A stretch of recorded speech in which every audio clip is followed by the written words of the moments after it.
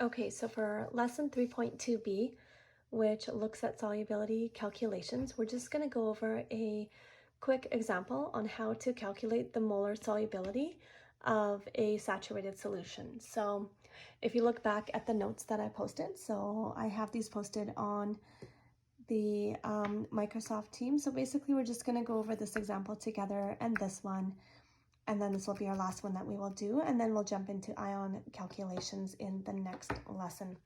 So when the question is saying what is the molar solubility, what you're looking for is you're looking for a couple of things. So there's one thing I actually just have to add to the question.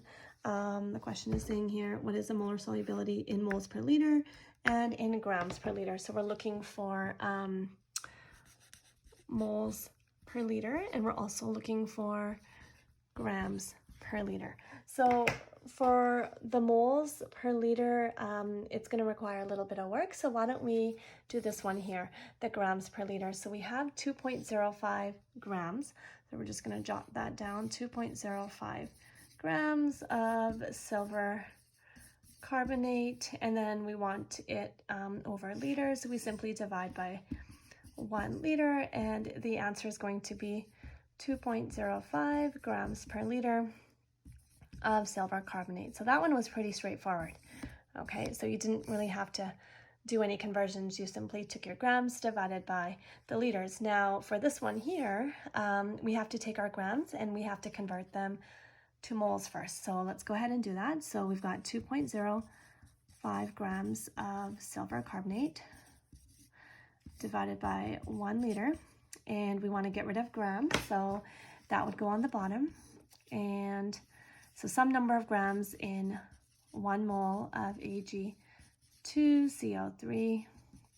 So remember to follow your units through. So here we're going to need a molar mass. So the molar mass of silver carbonate is 275.8 grams. And then you go ahead and do your calculations. So these are going to cancel out, and you're going to be left with 2.05 divided by 275.8, and the answer is going to be 7.43 times 10 to the negative 3 moles per liter molar Ag2CO3. Okay. All right, so for the next question here, so the molar solubility of copper 1 iodide is given, and we have to express this in grams per liter. So what we need to do is write down what we're trying to look for. So we want the grams per liter, and we're starting off with 3.06 times 10 to the negative 3 molar. Instead of writing down molar, always write down the units. So it would be moles per 1 liter, for example, of copper 1 iodide. So what we want is we want to be in grams per liter, but we have moles per liter. So we have to get rid of the moles, and we want to get into grams. So moles are going to be on the bottom because we want to cancel them out, and we need to have grams on the top. So with this one here, 1 mole of copper 1 iodide has 190.4 grams of copper 1 iodide. So this is going to cancel out. This is going to cancel out, and you're going to be left with grams on the top, which is what you want. And you have the liters on the bottom, and that's what you want as well. So you just go ahead and punch that into your calculator. So 3.06 times 10 to the negative 3, multiply that by 190.4. and you should be left with 0.583 grams per liter of copper 1 iodide.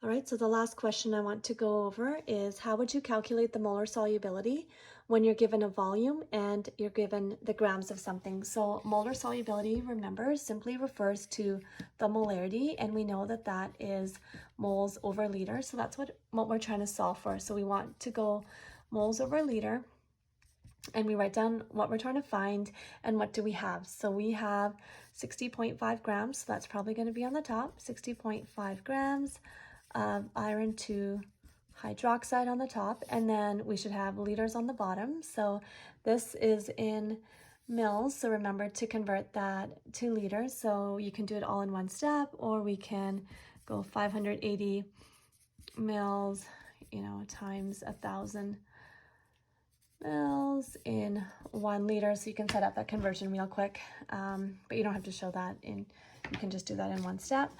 So now we have liters on the bottom, and that's what we want. We have grams on the top, and we don't want that. We want to go to moles, so we have to keep on converting here. So we want to get rid of grams, so let's throw those on the bottom. Grams of iron to hydroxide. And in 1 mole, we have to figure out how many grams that's going to be. So we have to use the periodic table, and it's 89.8 grams. So when you go ahead and work this out, those are all gone. Grams and grams cancel out, mils cancel out. So we're left with moles on the top, liters on the bottom. Moles on top, liters on the bottom. Looks like we've got the molar solubility. That's what we want. So now you can go ahead and punch this in your calculator, and you should get, with proper sig figs, you should get 1.2 moles per liter of iron to hydroxide. Now let's just look at the sig figs really quickly. So, oops. So this here has 3 sig figs. This is only 2 sig figs, right? Trailing zeros, if there's no decimal there, do not count. No sig figs here for exact values. And then this here has 3 sig figs. So when you multiply and divide, you have to go with the lowest number of sig figs. So this would be 2 sig figs right there.